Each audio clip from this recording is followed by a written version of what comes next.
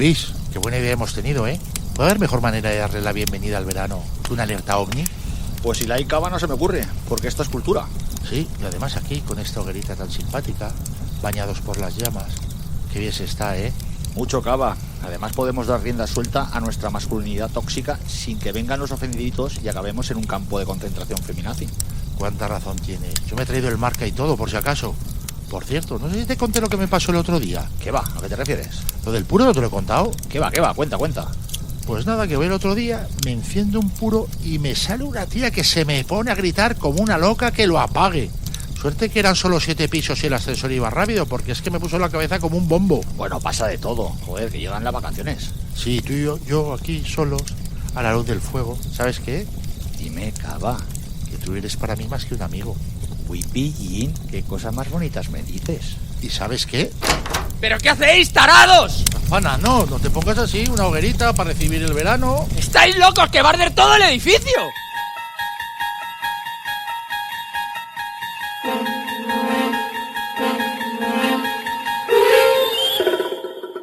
El universo es muy grande y pasan cosas muy raras que dan mucho miedo.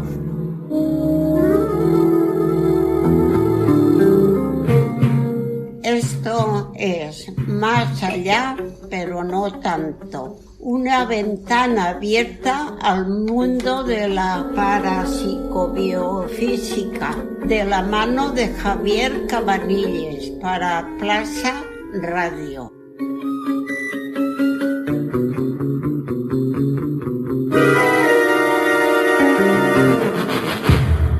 Well, they're building a gallows outside my cell. I've got 25 minutes to go. And the whole town's waiting just to hear me yell. I got 24 minutes to go. Well, they gave me some beans for my last meal. I got 23 minutes to go.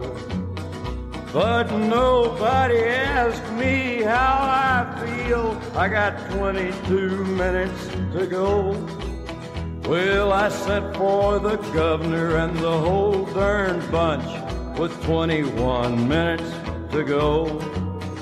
And I sent for the mayor, but he's out to lunch. Tic-tac, tic-tac. ¿Lo oís? Seguro que si lo digo yo no me hacéis ni caso, pero si os lo canta Johnny Cash, pues entonces sí, ¿verdad? Pues eso, que ha comenzado la cuenta atrás, no para colgar a nadie de una soga, sino para irnos de vacaciones hasta septiembre. Bueno, lo primero es lo primero. Yo soy Javier Cabanilles y esto es Más Allá, pero no tanto. Así que un saludo a todos por estar ahí una semana más. Y otro para Darker, que no me falla nunca. Esta semanita os traigo un tema del que hace apenas un mes no había oído hablar ni yo. Es la batalla por investigar al hombre de Neandertal. Parece una chorrada, ¿verdad? Pues es una historia fascinante, que tiene parada y fonda en el fraude del hombre de Piltdown, un caso con mucha más miga de lo que os podáis imaginar. Pero no quiero ni hacerlo largo, ni apuntarme un tanto que solo le corresponde a Antonio Monclova Boórquez, autor de La conspiración del Neandertal, editado por Almuzara. Solo os digo una cosa, la próxima vez que os crucéis con un paleontólogo os van a entrar ganas de salir por piernas. Bueno, que ya me estoy extendiendo demasiado. Así que, sin más dilación, damas y caballeros, Antonio Monclova. Antonio Monclova Boórquez, muchísimas gracias por haber aceptado nuestra invitación. Gracias a vosotros por invitarme. Pues nada, vamos a hablar de un tema que no se nos había ocurrido nunca, que fuera tan apasionante como es el de la prehistoria. En este caso, ya os he dicho que el libro se llama La conspiración del Neandertal, y como aquí solemos ir de lo más facilito a lo más complicado, vamos a preguntar, ¿quién fue el hombre de Neandertal? Porque seguro que no todo el mundo lo tiene claro. Sobre todo, la pregunta, ¿es un antepasado nuestro o compartimos antepasados comunes? ¿Es una subespecie? O sea, ¿sería un Homo sapiens neandertalis o una especie diferente? Homo neandertalis, porque por hoy hay cierto debate, ¿no? Bueno, hombre, en principio no seríamos de la misma especie en la forma en que el público en general conceptualiza lo que es la especie, ¿no? Desde el punto de vista del género Homo, pues tenemos un parentesco de ancestros comunes. O sea, que venimos del mismo. Lo que ocurre que cuando llegan nuestros antepasados a Europa, ya el neandertal estaba aquí desde hacía algunos cientos de miles de años, de tal manera que venir no viene uno del otro, no venimos del neandertal, pero por otro lado el neandertal tiene una serie de rasgos anatómicos y tal que son muy distintos a nosotros, pero en general también ha desarrollado durante su periodo de vida en Europa unas culturas y una serie de elementos que lo categorizan casi como un ser humano parecido a nosotros, ¿no? Pero no son igual que nosotros. O sea que no tenemos nada de neandertales. Sí tenemos algo. Pues tenemos, bueno, según los últimos estudios, tenemos algunos genes de ellos, porque al parecer, por lo que se va viendo, hubo un cruce entre los humanos modernos que llegan a Europa y los últimos neandertales. Ahí parece ser que algunos genes pasaron a nosotros, o nosotros digamos intercambiamos genes con ellos, y como consecuencia de ello pues tenemos ahora un pequeñísimo, pero suficiente para que se pueda decir, ¿no?, tanto por ciento de genes que compartimos con los neandertales, cuyo genoma ya se conoce, ¿no? Con lo cual sí hay algo en nosotros de ellos. También hay genes, digamos, comunes, porque como ambos venimos de antepasados africanos, pues también tenemos genes en común en origen, claro. O sea que me refiero a eso. Ahora, me refiero a lo que son la parte genética, ¿no? Después las demás cosas, pues también hay algún parecido de comportamiento y tal, pero no es lo mismo ya. Sí, no, lo del comportamiento solo hay que ver algunos partidos que están subiendo en España para ver que algo de, no sé de neandertales, pero de cavernícolas aún nos queda. Nosotros todos los humanos tenemos algo de cavernícola todavía. Pues se nota, es lo triste. Y una pregunta antes de que nos metamos ya en harina, porque aquí en el programa ha salido algunas veces el tema del eslabón perdido, que hay gente que sigue pensando que hay un eslabón perdido que aparecerá un día. Hay unos, digamos, pues porque no somos expertos en la materia.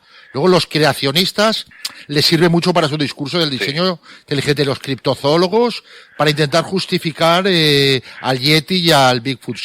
¿Nos podría explicar brevemente cómo funciona la evolución para que nos quede claro y si existe este eslabón? Bueno, el eslabón perdido es una idea de los evolucionistas ingleses en el siglo XIX, después de que Darwin publica su origen de las especies y parece ser, bueno, y luego su libro sobre la evolución del hombre, y ahí parece como que queda una diferencia, dado que en aquella época no se conocían todavía fósiles humanos, ¿no?, nada más que se conocía algún resto de neandertal, pues parecía que habría, si los seres humanos formamos parte de ese proceso evolutivo, pues tendría que haber algún elemento fósil que apareciera antes o después que nos conectara con los primates.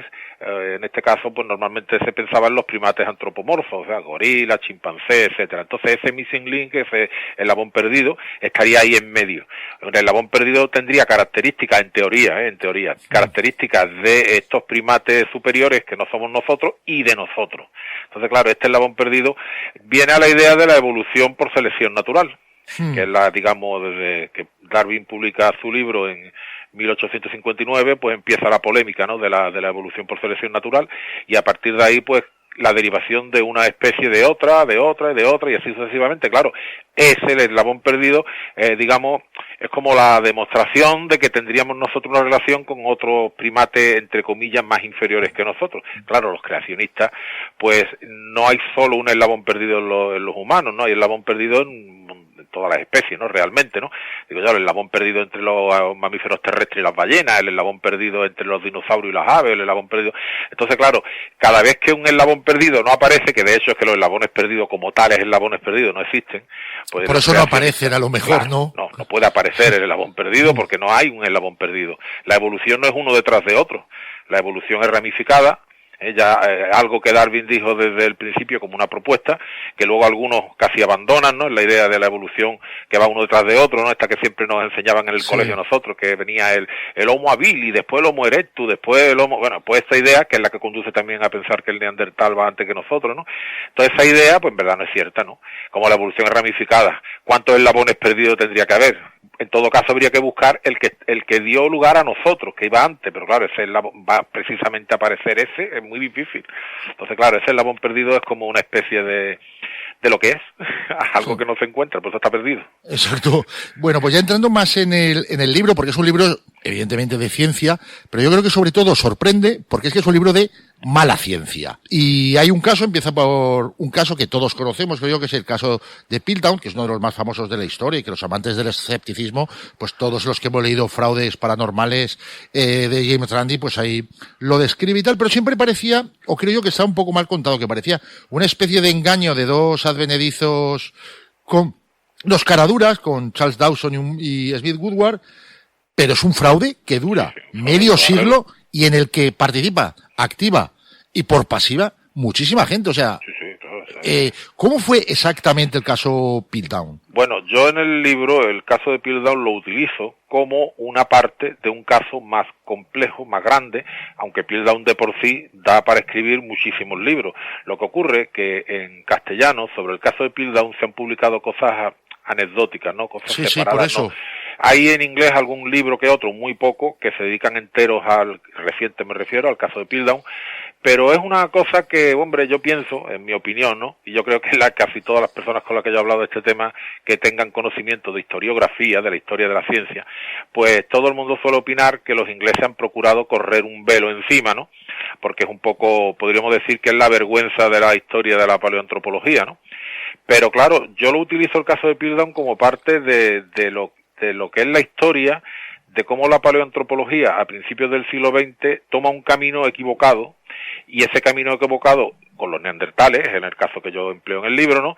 Ese camino equivocado conduce a lo que podría llamarse, entre comillas, de una forma un poco así, un poco de ir por casa, una conspiración, que no es en realidad una conspiración adrede, ¿no? Pero, y Piltdown, una de las partes que se emplean para que eso se produzca, ese cambio se produzca. Claro, el caso de Piltdown es muy significativo dentro de la historia de la investigación en paleoantropología. Hay que tener en cuenta que se encuentra antes de la Primera Guerra Mundial y allá por el año en que se hunde el Titanic precisamente, y el caso llamémosle caso, el engaño de Piltdown, que es como también se habla mucho de él, ¿no? Dura hasta el año 50 prácticamente. Eso no es una cosa anecdótica, claro. Ni son dos personas, porque luego, digamos, bueno, la entre comillas, academia se lo traga porque, ¿no? No se sabe realmente, hay que tener en cuenta que el primero que encuentra algo muere al poco tiempo, a los pocos años, más o menos al empezar la Primera Guerra Mundial, este hombre fallece, uno de los aficionados, digamos, con conocimientos que lo había encontrado. Después está el caso por medio también de otro que son muchos los que aparecen ahí metidos en el asunto. Sí, hasta Conan Doyle lo metían, aunque es falso. Bueno, sí, porque le pidieron opinión, porque, bueno, Conan Doyle pero que él no participó en el fraude. No, Conan Doyle, yo creo que en el fraude como participar, quizás fueran 2 o 3, pero no se ha terminado de determinar quién fue el ideólogo, quién fue el que lo hizo. Sí se sabe. Bueno, por ejemplo, uno de los que acusan de participar en el fraude porque estaba allí y colaboró con ellos, un paleontólogo también, que es Teilhard de Chardin, el sacerdote jesuita que investigó también el hombre de Pekín. Pero realmente toda esta gente, digamos, juegan alrededor de alguien que cogió cogió unos restos fósiles de chimpancé y orangután, le puso un cráneo medieval humano, lo adobó todo con una serie de pigmentos y tal, para que pareciera aquello más antiguo, lo colocó junto con unos fósiles del terciario, principios del cuaternario, los colocó en un lugar, los enterró muy bien. Claro, esto al que llega allí y lo encuentra, que no es un gran experto, pues dice, mira, esto está en un estrato antiguo, empiezan a correrse la voz, participa, claro, el que le había hecho la broma o lo que fuera, entre comillas, era del Museo Británico. Entonces hay sospechas de quién fue el que hizo digamos, el objeto ¿no? del engaño, ¿no? El cráneo falso, ¿no? Claro, no había métodos científicos ni de ningún tipo para determinar una edad, con lo cual lo único que se hacía era por comparación con los fósiles que acompañan. Y además los fósiles estos lo habían traído también de alguna colección de museo, lo habían colocado allí. Claro, de algún yacimiento cercano, claro. El resultado era que cuando lo llevan a los especialistas pues fueron, por lo menos al principio, y ahí es donde está la cosa tan curiosa, ¿no? Al principio seguramente fueron engañados. Hay por ahí una foto que no recuerdo yo ahora mismo de qué año es, si de 1912 o por ahí. Están todos los involucrados en la fotografía, no es un cuadro, vamos, de hecho es una pintura. Digamos que la hicieron por lo orgullosísimos que estaban ellos del descubrimiento, ¿no? En la pintura sale también el retrato de Darwin colgado de la pared, en un óleo grande, ¿no? Entonces, esto que al principio no se termina de saber si se hizo con mala intención o con una intención de broma, yo creo que más bien con mala intención de ridiculizar a alguien, terminó en manos de los científicos que por interés